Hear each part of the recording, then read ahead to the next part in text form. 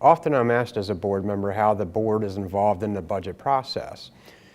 The budget process is actually a year-long process. Our budget is over $500 million and has to be adopted and takes effect every July 1. As soon as that budget is put into place, the board starts thinking about next year's budget. In the early fall, we start formulating what our ideas are for the budget, and we get to a process where we try to give staff our input into it so the superintendent can make her recommended budget, which is normally done in early January. Obviously, one of the biggest pieces of our budget is our employees' compensation, which represents approximately 80% of the budget. In that process, we have to negotiate with our teachers and our other two support unions, which is a large part of adopting our final budget because we need to know the amount of compensation to put in that particular recommended budget. After the superintendent recommends her budget, we hold hearings to get public input back on that budget, and the board has an opportunity to make adjustments to it. The board is responsible to submit a final budget to the county commissioners by approximately March 1.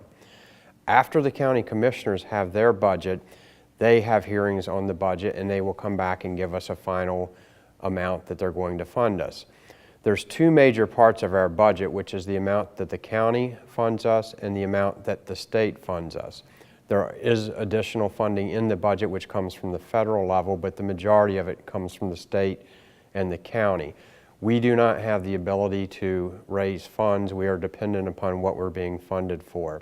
So part of the board's process is also to advocate to our county and to our state for the appropriate amount of funds that we think we need to run the school system. After the county and the state give us our final numbers, if that does not satisfy the budget that we submitted, we then need to go back and make changes to that budget because we are required to have a balanced budget. So once we get our final funding numbers from the state and from the county, we go back and make adjustments and adopt a final operating budget, usually sometime in early June, which is to take effect the following July 1, at which time the whole process starts over again. So in a brief nutshell, that's how our budget process works. We're extremely interested in having community input. So as we submit our budget after the superintendent comes out with her recommended budget, if you have comments or questions or suggestions, feel free to forward those to the board or the superintendent, and we would love to hear your suggestions.